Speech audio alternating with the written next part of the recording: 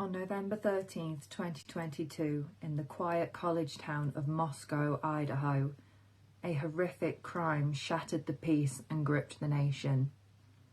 4 bright, promising students, Madison Mogen, Kaylee Goncalves, Xana Kernodle and Ethan Chapin, were brutally murdered in their off-campus home.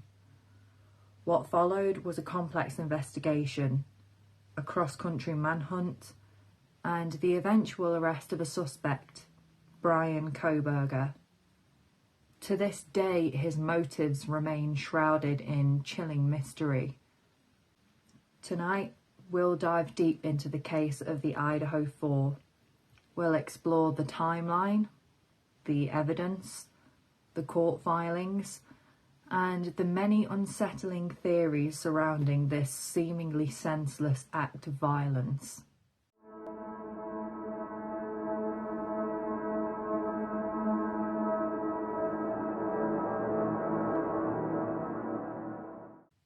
I do just want to start this video by giving my usual disclaimer that this video is for informational and educational purposes only. I do not mean any disrespect to anyone that I talk about in this video. It is not my intent to glorify or sensationalize the events of this video. All that I am aiming to do is provide information and promote awareness. All of the information in this video is publicly available online. I have just compiled it all into one video. All opinions stated are mine and mine alone. Before we dive deeper, I want to take a moment to welcome you back to my channel, Murder and Mysteries with Moon. If you're new here, then thank you for joining us.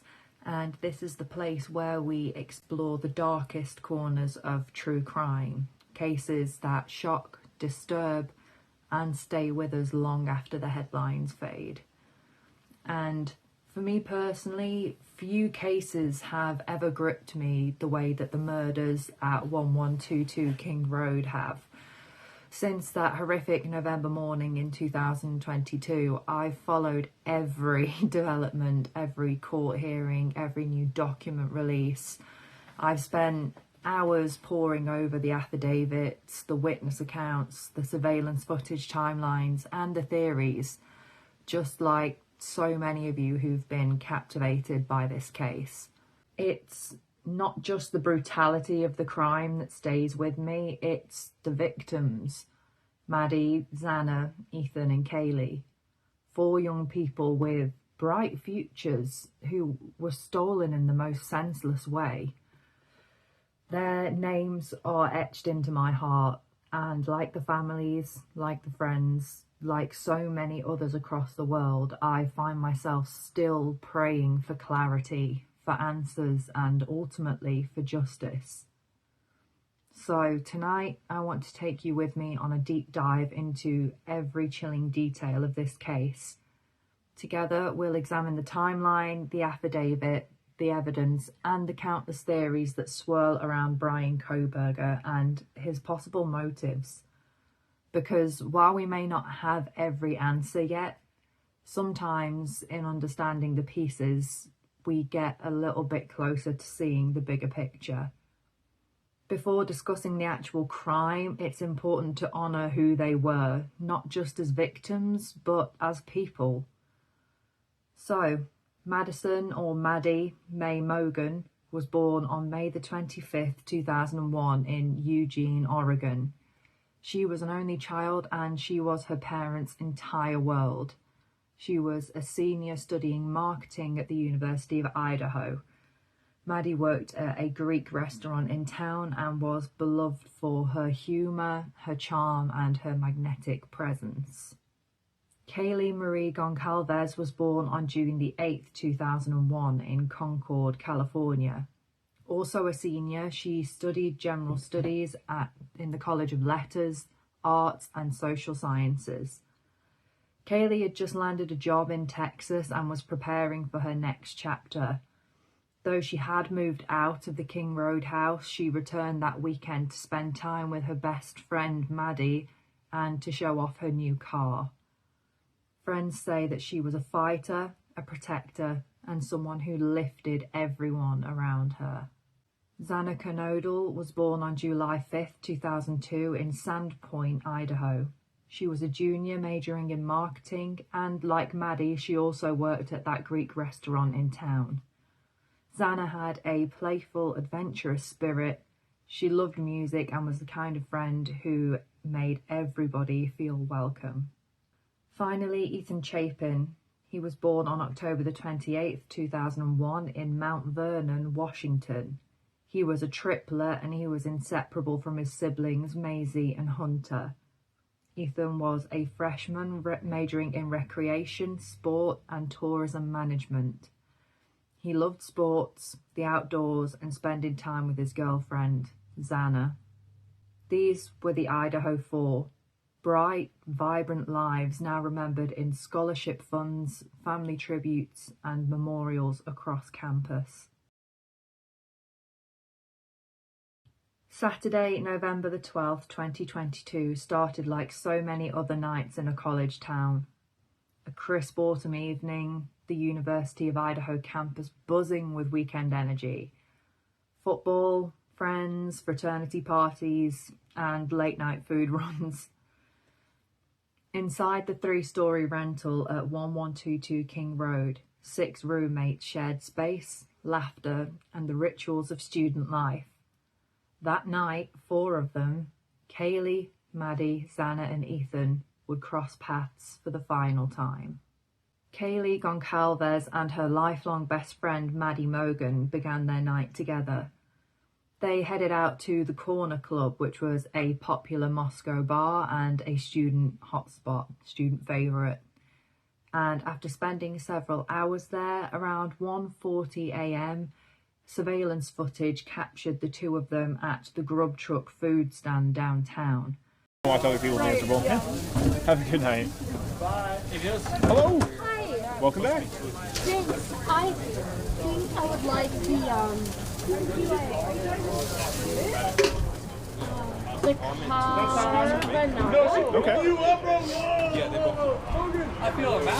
But if I have like a free grub truck on my app. Oh, yep. So what you want to do is, we'll actually do this. I'm about to make you show you your work in the gym because you're still late, motherfucker. There you go. Thank you. Absolutely. How many more do you need? That's the second one? Awesome. Dawn's mom. Oh wait, yeah, one. Maybe I Here. didn't have a free one. It's right here. And then what was the mac? Don't forget to remove the The spoon. The carbonara. carbonara mac of the week. Here, I'll grab it for you. Excellent. And then click see rewards. Enjoy. And it looks like you do not quite have enough points yet. Oh, that's okay. That's okay. I do have a big burrito pork here for you. Cool. Thank you. Order 78. Thank you very much. Where'd the pen go, guys? Where's my pen? How are you guys doing? How are you? I'm doing fantastic.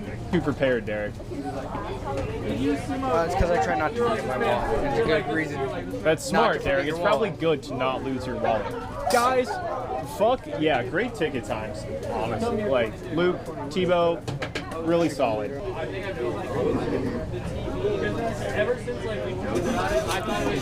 Order 85. Thank you. This footage, which is now infamous, shows the girls smiling, chatting and waiting for pasta. It was ordinary and carefree. It was a snapshot of college life. By 1:56 a.m, a private party gave them a ride back to their house at King Road. Meanwhile, Xana Kernodle and her boyfriend Ethan Chapin attended a Sigma Chi fraternity party just a short walk away from 1122 King Road.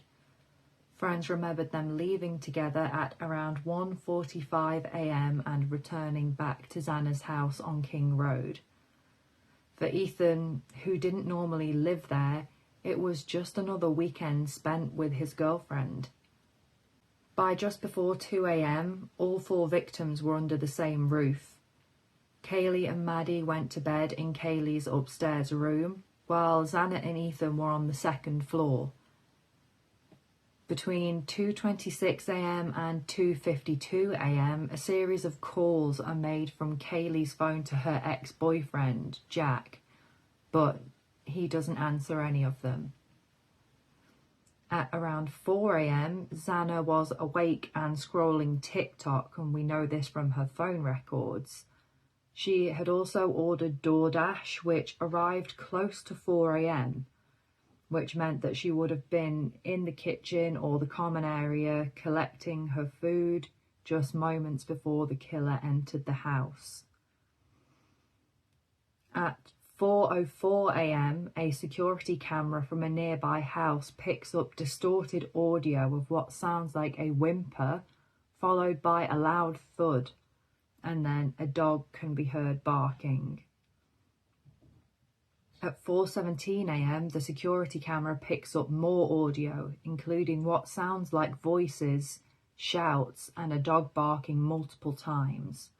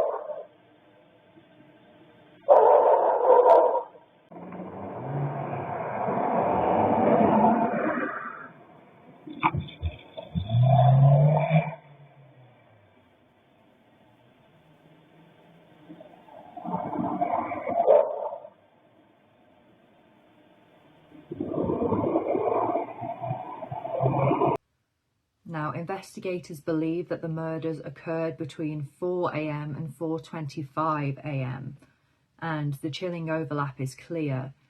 At the same time Xana was collecting her delivery from the door, Bryan Kohberger was likely outside the property or already inside preparing to strike. Downstairs and on the first floor of the property, Dylan Mortensen and Bethany Funk were still alive in their respective bedrooms. Details have since been released about text messages sent between Dylan and Bethany between 4:22 and 4:24 a.m.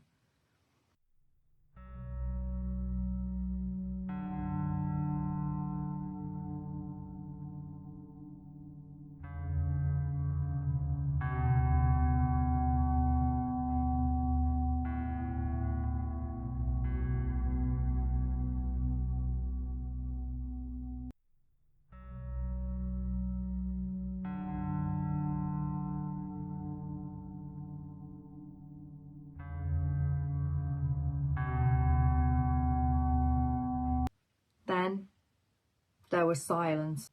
The next morning, the house was eerily quiet, and it wasn't until noon that the two surviving roommates, Dylan Mortensen and Bethany Funk, began to suspect that something was wrong. At 11:58 a.m., a 911 call was placed from one of the surviving roommates' phones, initially reporting what they thought was an unconscious person. 11:55 a.m. 42 seconds, November 13, 2022. 911 location of your emergency. Hi, something is happening. Something happened in our house. We don't know what. What is the address of the emergency? 1122.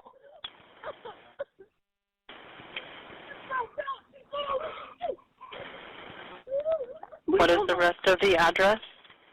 Oh, Kings Road. Okay. And is that a house or an apartment? It's a house. Can you repeat the address to make sure that I have it right? I'll talk to you guys. We live at the White, so we're next to them. I need someone to repeat the address for verification. The address, 1122 King Road. And tell me exactly what's going on. One of the roommates is passed out, and she was drunk last night, and she's not waking up. Okay. Oh, and they saw some man in their house last night. Yeah. Hi, this is And are you with the patient? Okay, I need someone to keep the phone, stop passing it around. Can I just tell you what happened pretty much? What is going on currently? Is someone passed out right now? I don't really know, but pretty much at 4 a.m. Okay, I need to know what's going on right now if someone is passed out. Can you find that out? Yeah, I'll come. Come on, Bethany, we gotta go check. But we have to.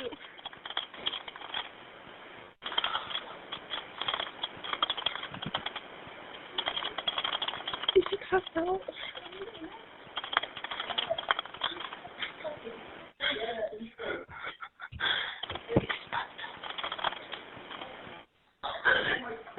She's passed out. What's wrong? She's not waking up. Okay, one moment. I'm getting help started that way. Okay, thank you. What's wrong?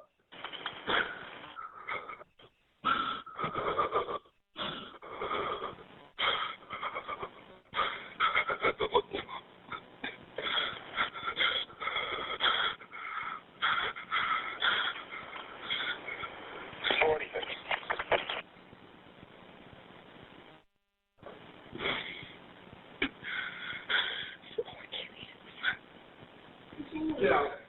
Okay.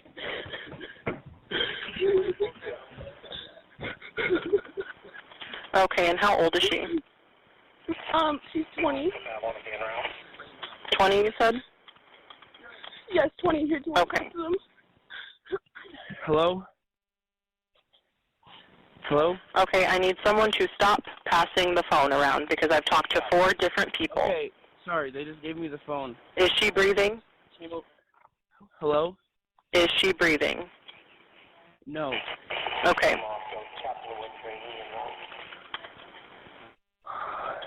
Bethany, are the line needs you to keep talking to them, okay? I can't talk to them. They need you to talk to them. Okay.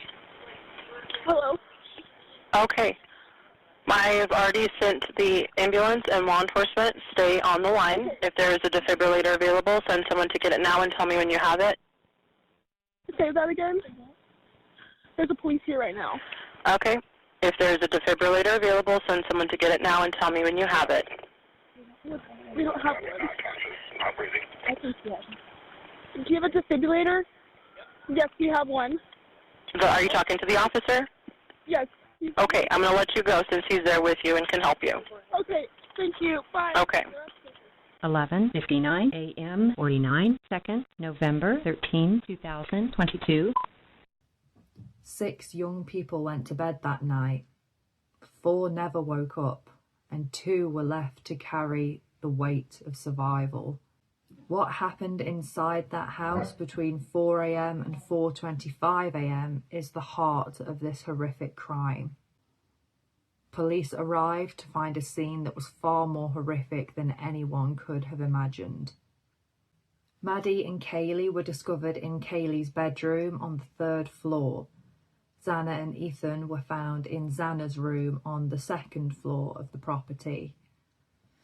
Now, to truly comprehend the horror of that night, we must confront the brutal medical realities, how each victim was wounded, and what the autopsy reports, which are now public, reveal. The police and coroner's reports describe a scene so gruesome that first responders struggled to make sense of what they were even seeing. They said that there was blood everywhere, on walls, on floors, on ceilings, all over bedding. Some victims were so drenched in blood that their faces were unrecognisable. One officer noted the kitchen door was slightly ajar and stained with blood, as though painted midnight red. Xana Kernodle, aged 20, bore the most wounds. She had over 50 stab wounds, and many of them were defensive wounds, including a severe gash between her index finger and her thumb, proof that she fought back fiercely. Her fatal wound was a stab to her lungs and her heart. Kaylee Goncalves suffered over 20 stab wounds, sustained blunt force trauma to the head, and there were signs of asphyxiation and even brain bleeds. A stab behind her clavicle severed her subclavian artery and vein. Her facial structure was so compromised, first responders couldn't actually recognise her body. Madison Mogen was found lying beside Kaylee under a blood-soaked blanket. She had fatal wounds to both her lung and her liver. She also appeared to have been trying to shield or reach towards Kaylee as she was found laying slightly on top of her. She also had a gash extending from the corner of her right eye all the way down to her nose.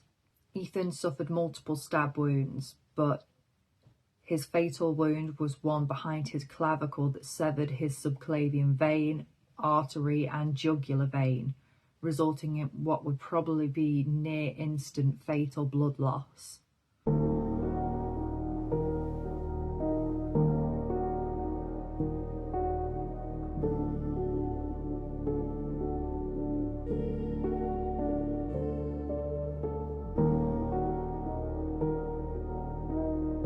The coroner noted that the murder weapon was a single-edged, non-serrated, very sharp blade, requiring immense force to produce such injuries, consistent with a K-bar combat-style blade, which was purchased by Bryan Kohberger.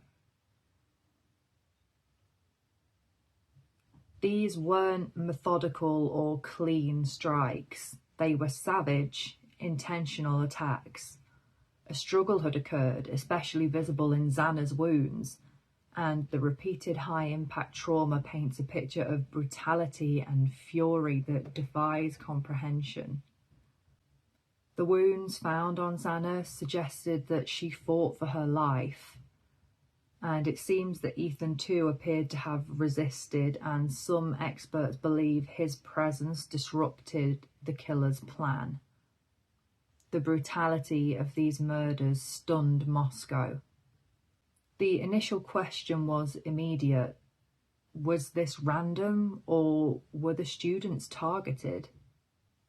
When the probable cause affidavit was released, it gave the public its first detailed look into the investigation. Surveillance footage captured a white Hyundai Elantra circling the neighbourhood multiple times during the early morning hours. Cell phone data revealed that Bryan Kohberger's phone had pinged near the King Road house on at least 12 occasions before the murders occurred. A K-bar knife sheath was discovered near Maddie's body, which contained a single male DNA profile, and that DNA would later be matched to Bryan Christopher Kohberger. Most chilling of all in this affidavit was Dylan Mortenson's statement. At around 4 a.m. she heard noises she initially thought was Kaylee playing with her dog Murphy. Then she heard crying from Xana's room, followed by a man's voice saying, "It's okay, I'm going to help you." When she opened her door, she saw a man dressed in black, wearing a ski mask, with bushy eyebrows walking past her towards the sliding glass door. Frozen in fear, Dylan locked herself in her room. Her survival, and Bethany Funk's survival, remains one of the most haunting aspects of the case. So, who was Bryan Kohberger? Bryan Christopher Kohberger was 28 years old at the time of his arrest. He was a PhD student in criminology at Washington State University, which is located just 10 miles from Moscow, Idaho. He had studied psychology and criminal justice at DeSales University in Pennsylvania, where he worked closely with a professor who once corresponded with Dennis Rader, the BTK serial killer. Kohberger also posted a Reddit survey asking convicted criminals to share what they thought and felt during their crimes, stating that he wanted to understand emotions, decisions, and their actions in real time. Former classmates of his described him as intelligent but socially awkward. Some said he came across as controlling. Others said he came across as painfully shy. Now, his academic focus on crime and his proximity to the victim's home raised a chilling question. Was he studying crime, or was he planning it? Why? That single word has haunted everyone following this case. Why these students? Why this house? Why that night? Investigators have yet to establish a definitive motive, and Kohberger hasn't given anything away. He's admitted to the murders, but he's not given any information as his motive. But based on evidence, patterns, and comparisons to other criminals, several disturbing theories have emerged. One of the most widely discussed theories is that Bryan Kohberger was fueled by resentment, particularly towards women he perceived as socially successful or unattainable. Kohberger, as we mentioned before, was reportedly socially awkward. Some acquaintances described him as cold, controlling, and arrogant. Others said that previously he had struggled with his weight and self-esteem, especially during high school, and that he had later turned to substance abuse to help lose weight. Combine these struggles with his online activity, like the possible Papa Roger Facebook profile, which echoed Elliot Roger, the incel mass killer.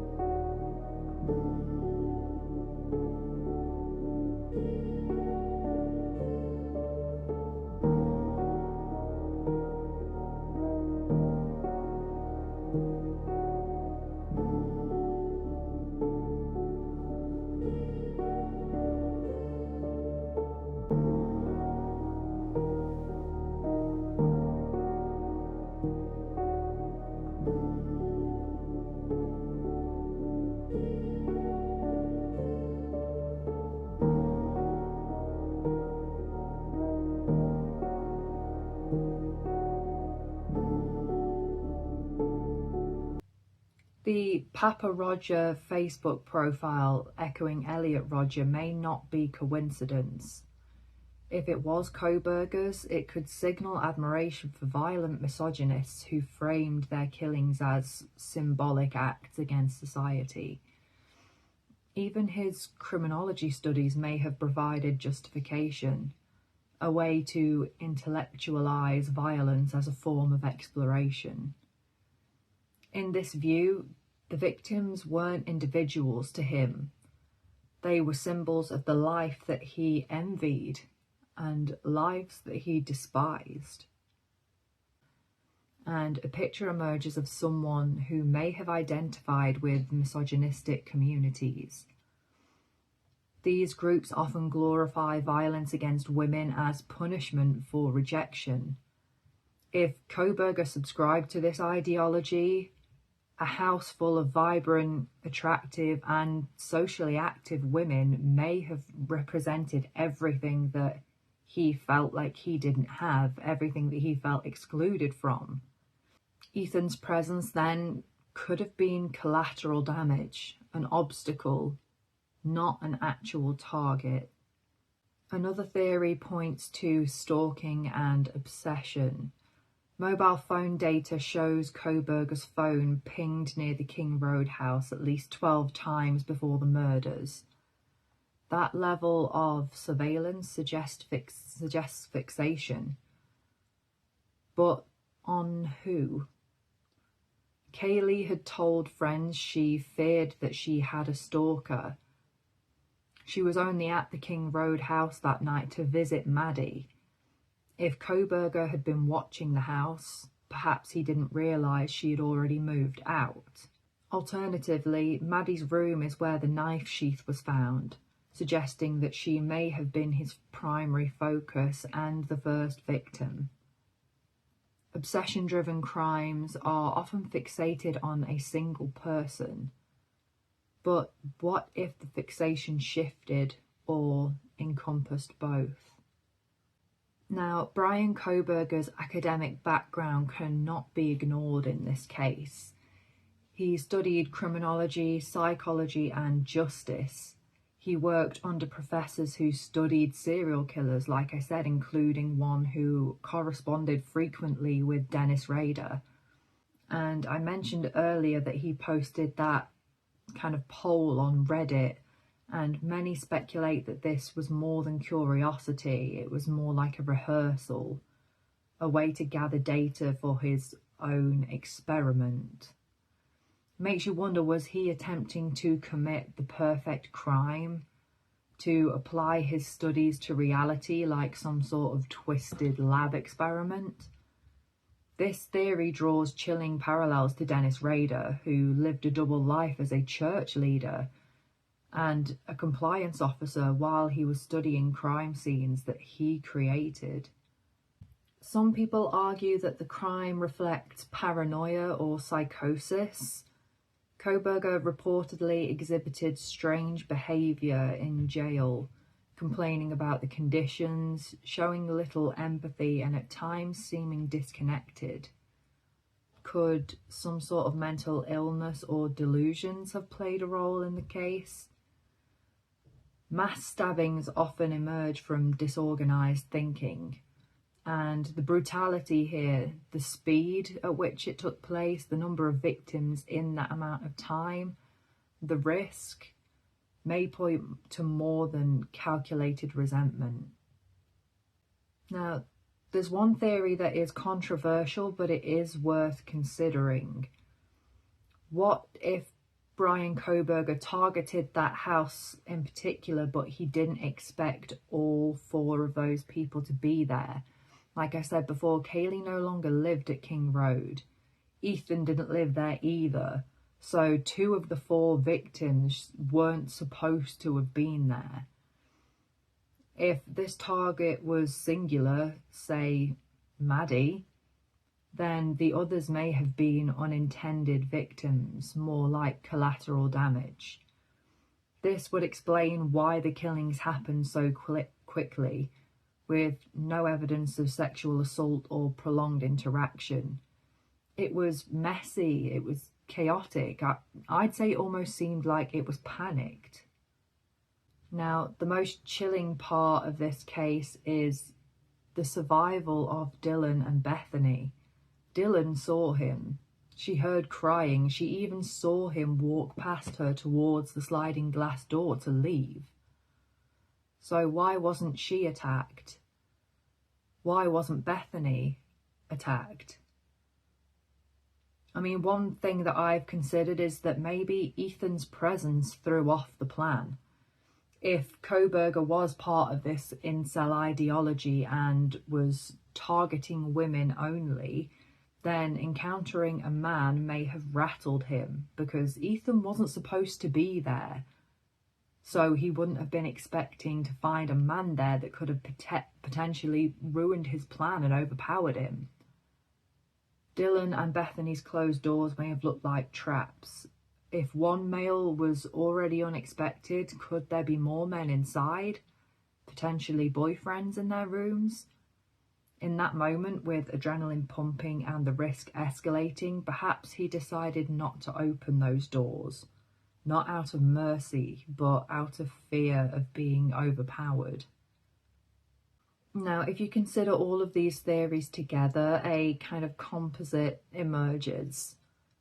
A man struggling with social rejection, fascinated by crime and killers, possibly influenced by online misogyny, obsessed with a house that he stalked, perhaps fixated on 1 or 2 victims. The attack then may have been both deeply personal and broadly symbolic.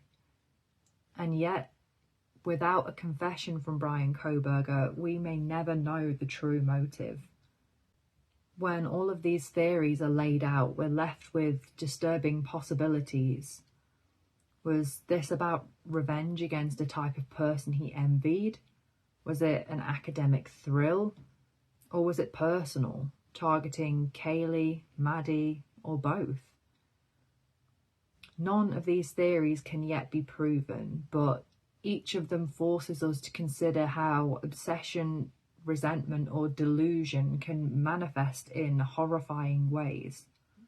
After finding that DNA profile on the knife sheath, Bryan Kohberger was arrested on December 30th, 2022 in Pennsylvania after a multi-state manhunt. He was extradited to Idaho and charged with 4 counts of first-degree murder and 1 count of burglary. In court, his defense has challenged the DNA evidence and police procedure. Meanwhile, reports from jail say Kohberger has complained about conditions, about bland food, lack of communication, and isolation. The King Road house, once a hub of student life, has since been demolished. For some, this was a symbolic act of closure, erasing a place tied to unbearable memories. But for others, it felt like removing a crime scene that still held answers. The families of the victims continue to honour their loved ones through foundations, scholarships, and public advocacy. At Bryan Kohberger's sentencing, families and survivors confronted the man who ended their children's lives. Each statement cracked open grief, resilience, and righteous fury. Kaylee's sister, Kaylee Goncalves, spoke with searing clarity. She said, "Sit up straight when I talk to you. My sister Kaylee and her best friend Maddie were not yours to take. If you hadn't attacked them in their sleep in the middle of the night like a paedophile, Kaylee would have kicked your fucking ass." I'd like to start by thanking the court for allowing me the time and opportunity to speak today. My name is Olivia, and I am the big sister of Kaylee Goncalves, and I was blessed to love Madison Mogen as a sister too. I'm not here today to speak in grief. I'm here to speak in truth. Because the truth is, my sister Kaylee and her best friend Maddie were not yours to take. They were not yours to study, to stalk, or to silence. They were 2 pieces of a whole, the perfect yin and yang. They are everything that you could never be. Loved, accepted, vibrant, accomplished, brave, and powerful. Because the truth about Kaylee and Maddie is they would have been kind to you. If you had approached them in their everyday lives, they would have given you directions, thanked you for the compliment, or awkwardly giggled to make your own words less uncomfortable for you. In a world that rejected you, they would have shown mercy. Because the truth is, I'm angry.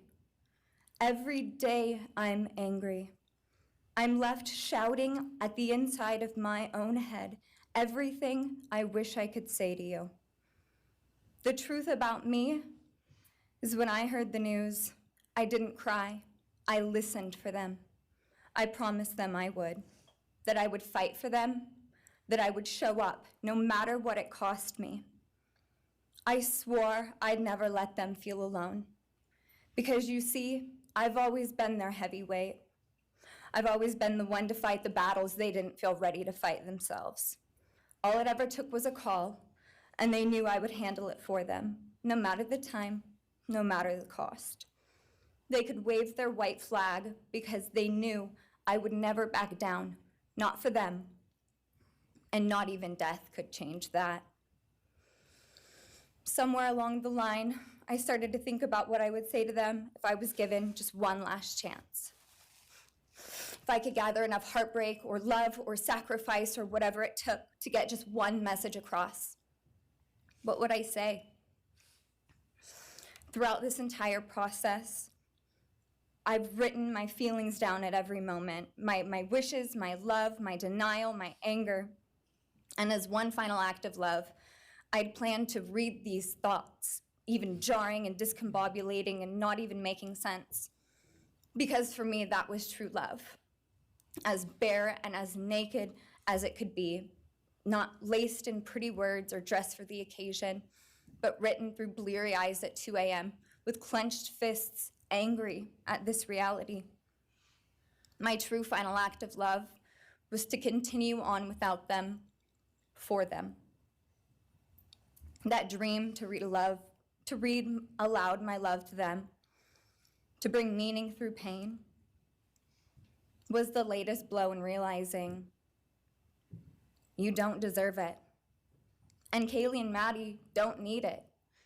Kaylee and Maddie have always known my love, and they would never ask me to prove it by further victimizing myself to a defendant who has shown no guilt, no remorse, no apprehension. They would say to me, "Why would you give the satisfaction of showing vulnerability now? You promised you would never back down." And for that clarity, I'm thankful. I won't stand here and give you what you want. I won't offer you tears. I won't offer you trembling. Disappointments like you thrive on pain, on fear, and on the illusion of power. And I won't feed your beast. Instead, I will call you what you are: sociopath, psychopath, murderer. I will ask the questions that reverberate violently in my own head, so loudly that I can't think straight most any day. Some of these might be familiar, so sit up straight when I talk to you. How was your life right before you murdered my sisters? Did you prepare for the crime before leaving your apartment? Please detail what you were thinking and feeling at this time. Why did you choose my sisters? Before making your move, did you approach my sisters? Detail what you were thinking and feeling.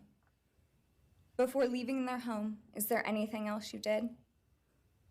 How does it feel to know the only thing you failed more miserably at than being a murderer is trying to be a rapper? Did you recently start shaving or manually pulling out your eyebrows? Why November 13th? Did you truly think your Amazon purchase was untraceable because you used a gift card? How do you find it enjoyable to stargaze with such a severe case of visual snow? Where is the murder weapon, the clothes you wore that night? What did you bring into the house with you? What was the second weapon you used on Kaylee?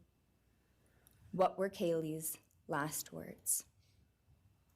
Please describe in detail the level of anxiety you must have felt when you heard the Bearcat pull up to your family home on December 30th, 2022.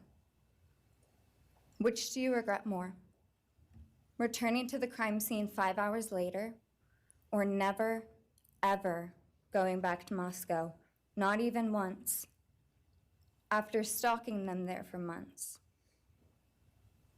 If you were really smart, do you think you'd be here right now? What's it like needing this much attention just to feel real? You're terrified of being ordinary, aren't you? Do you feel anything at all? Or are you exactly what you always feared? Nothing. If you're so powerful, then why are you still hiding, defendant? You see, I'm here today as me. But who are you? Let's try to take off your mask and see. You didn't create devastation. You revealed it in yourself. And that darkness you carry, that emptiness, you'll sit with it long after this is over. That is your sentence. And it was written on the wall long before you ever pled guilty. You didn't win. You just exposed yourself as the coward you are. You're a delusional, pathetic, hypochondriac loser who thought you were so much smarter than everybody else. Constantly scolding, turning your nose up to grammar mistakes, nitpicking and criticizing others. You wanted so badly to be different, to be special, to be better, to be deep, to be mysterious. You found yourself thinking you were better than everyone else, and you thought you could figure out the human psyche and see through it, all while tweaked out on heroin. Lurking in the shadows made you feel powerful because no one ever paid you any attention in the light. You thought you were exceptional, all because of a grade on a paper. You thought you were elite because your online IQ test from 2010 told you so. All of that effort just to seem important. It's desperate. There is a name for your condition, though. Your inflated ego just didn't allow you to see it.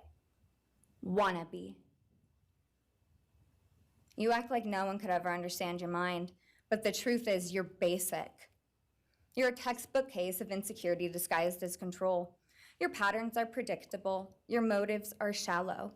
You are not profound. You're pathetic. You aren't special or deep, not mysterious or exceptional. Don't ever get it twisted again. No one is scared of you today. No one is intimidated by you. No one is impressed by you. No one thinks that you are important. You orchestrated this like you thought you were God. Now look at you, begging a courtroom for scraps. You spent months preparing, and still all it took was my sister and a sheath. You work so hard to seem dangerous, but real control doesn't have to prove itself. The truth is, the scariest part about you is how painfully average you turned out to be. The truth is, you're as dumb as they come. Stupid, clumsy, slow, sloppy, weak, dirty. Let me be very clear. Don't ever try to convince yourself you mattered just because someone finally said your name out loud. I see through you. You want the truth? Here's the one you'll hate the most. If you hadn't attacked them in their sleep, in the middle of the night, like a pedophile, Kaylee would have kicked your fucking ass. Thank you. Thank you. She called Kohberger a sociopath, pathetic, and painfully average, and she stripped him of any illusions of power. Madison's father, Ben Mogen, spoke of heartbreak. He said, "Maddie was the only great thing I ever really did. I thought we'd have the rest of our lives together." Xana's stepfather, Scott Laramie, and her father, Jeff Kernodle, also made raw truths known, stating, "If I had spent that night at Xana's home, you would have had to deal with me." Judge Hippler, turning towards Kohberger, called him a faceless coward and said that forcing him to speak would not guarantee anything true coming from his mouth. This case has left us with so many unanswered questions. Will Bryan Kohberger ever reveal his true motive? Was one victim the intended target, or were they all intended targets? Did his criminology studies feed into his actions, or was it purely personal? Why did he leave Dylan Mortensen and Bethany Funk alive? And what role, if any, did online communities and ideologies play in shaping the way that he thought? The King Rose house is gone, demolished, but the questions remain. Madison, Kaylee, Xana, and Ethan, 4 young lives stolen. Their names must never be forgotten. This case forces us to confront the darkest parts of human behaviour. As the trial continues to unfold, we may find answers, but some questions may haunt us forever. The Idaho 4 will be remembered, not for their tragic end, but for the joy, the love, and promise they brought to the world. Thank you so much for joining me on this video. I hope that you enjoyed my coverage of this case. If you did, please give me a like, give me a thumbs up, because it helps YouTube to push the video out, and subscribe so that you never miss an upload from me.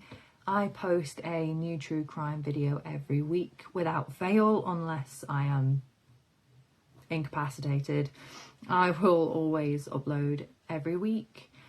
Please share your thoughts on this case in the comments, but please remember to keep it respectful, because we don't know if any of the victims' families may see this video, so just please do keep it respectful in the comments.